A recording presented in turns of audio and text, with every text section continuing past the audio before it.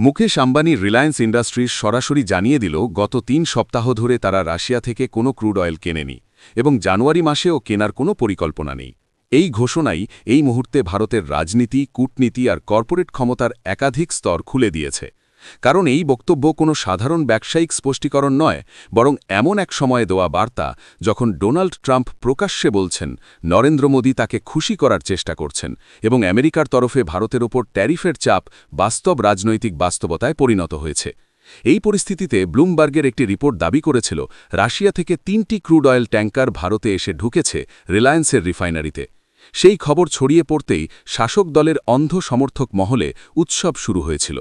বলা হচ্ছিল ভারত আমেরিকার তোয়াক্কা করছে না, মোদি ভয় পান না, ট্রাম্পের হুমকি ফাঁকা। ঠিক তখনই রিলায়েন্সের তরফে যে কড়া ভাষার প্রেস স্টেটমেন্ট এলো, সেটাই এই গল্পের মোড় ঘুরিয়ে দেয়।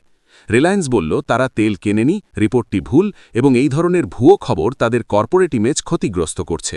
প্রশ্ন হল, সত্যিই কি শুধু কর্পোরেট ইমেজের কথা এখানে মুখ্য, নাকি এর আড়ালে রয়েছে আরও বড় কূটনৈতিক বার্তা? কারণ রিলায়েন্স কোনো ছোট সংস্থা নয়, এটি ভারতের সবচেয়ে শক্তিশালী কর্পোরেট সাম্রাজ্য, যার ব্যবসা সরাসরি জড়িয়ে আছে ভারতের শক্তি নিরাপত্তা, আমদানি নীতি এবং আন্তর্জাতিক সম্পর্কের সঙ্গে। এই সংস্থা যখন এত তাড়াহুড়ো করে প্রকাশ্যে এসে বলে আমরা রাশিয়ার তেল কিনিনি, তখন বোঝাই যায় বার্তাটি শুধু দেশের ভেতরের বাজারের জন্য নয়, দেশের বাইরের শক্তি কেন্দ্রগুলোর উদ্দেশ্যেও।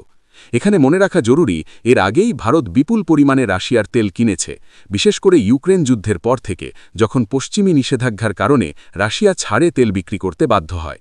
ভারত সেই সুযোগ নিয়েছে, কারণ এতে অর্থনৈতিক লাভ হয়েছে, জ্বালানির দাম তুলনামূলকভাবে নিয়ন্ত্রণে রাখা গেছে। এমনকি ভারতের প্রথম সারির সংবাদপত্রে প্রকাশিত তথ্য বলছে নভেম্বর মাসে গত ৬ মাসের মধ্যে সবচেয়ে বেশি রাশিয়ান তেল কিনেছে ভারত। অর্থাৎ বাস্তবতা হল, ভারত রাশিয়ার তেল থেকে হঠাৎ মুখ ফিরিয়ে নেয়নি। তাহলে প্রশ্ন আসে, এই মুহূর্তে কেন এই জোর দিয়ে বলা হচ্ছে যে গত ৩ সপ্তাহে তেল কেনা হয়নি, জানুয়ারিতেও হবে না? উত্তর লুকিয়ে আছে আমেরিকার চাপের রাজনীতিতে।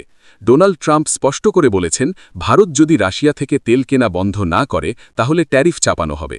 সেই ট্যারিফ ইতিমধ্যেই ভারতের জন্য গুরুতর উদ্বেগের বিষয়, কারণ ভারতের রপ্তানি নির্ভর বহু শিল্প সরাসরি আমেরিকার বাজারের ওপর নির্ভরশীল। ৫০% পর্যন্ত শুল্ক চাপানোর হুমকি কোনো কাগজে ভয় দেখানো নয়, এটি বাস্তব অর্থনৈতিক বিপদের সংকেত। এই অবস্থায় ভারত একটি ট্রেড ডিলের পথে হাঁটতে চাইছে, যাতে শুল্ক কমে ১০ বা ২০% নামিয়ে আনা যায়। এই দর কষাকষির সময় যদি আন্তর্জাতিক সংবাদ মাধ্যমে বারবার শিরোনাম হয় যে ভারতের বৃহত্তম কর্পোরেট সংস্থা রাশিয়ার তেল নিচ্ছে, তাহলে সেই আলোচনায় ভারতের অবস্থান দুর্বল হবে। এইখানেই রিলায়েন্সের স্টেটমেন্টের রাজনৈতিক তাৎপর্য। এটি শুধু ব্লুমবার্গের রিপোর্ট খণ্ডন নয়, এটি কার্যত ওয়াশিংটনের উদ্দেশ্যে পাঠানো একটি আশ্বাসের বার্তা। দেখুন, ভারত নিয়ম মানছে, বড় কর্পোরেটরাও সাবধান।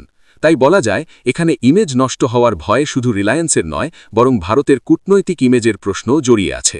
অথচ এই বাস্তবতাকে আড়াল করে শাসক দলের সমর্থকরা যে দাবি করছিলেন ভারত ট্রাম্পকে ভয় পায় না, সেটি এই স্টেটমেন্টের পর কার্যত ভেঙে পড়েছে।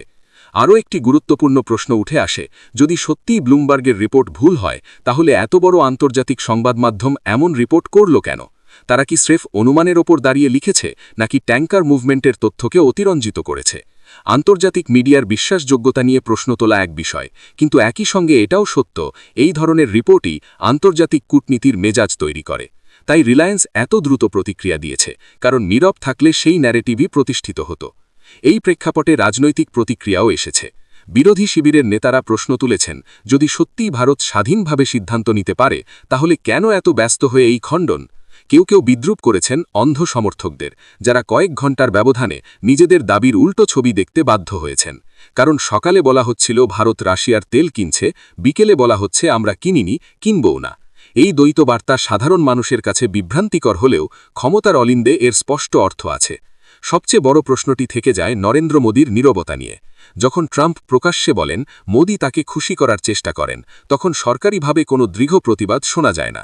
তার বদলে কর্পোরেট সংস্থার মুখ থেকে আসে এমন বার্তা যা কার্যত সেই দাবিকেই পরোক্ষভাবে শক্তি যোগায়। এতে কি ভারতের কূটনৈতিক স্বার্থ রক্ষা হচ্ছে, নাকি দেশের স্বাধীন সিদ্ধান্ত নেওয়ার ভাবমূর্তি ক্ষতিগ্রস্ত হচ্ছে, সেটাই এখন আলোচনার কেন্দ্রবিন্দু। বাস্তবতা হল আন্তর্জাতিক রাজনীতিতে আদর্শ নয়, স্বার্থই শেষ কথা।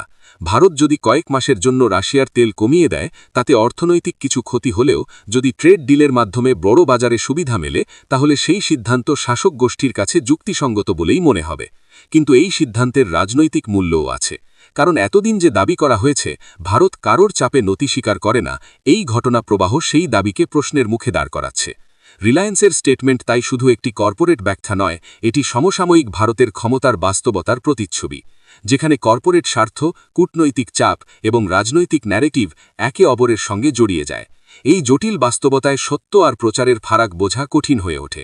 আজ যে অন্ধ সমর্থকরা সোশ্যাল মিডিয়ায় বিজয়ের গল্প লিখছিলেন, তাদের সামনে এখন প্রশ্ন, তারা কাকে বিশ্বাস করবেন, ভাইরাল পোস্টকে না কর্পোরেট স্টেটমেন্টকে?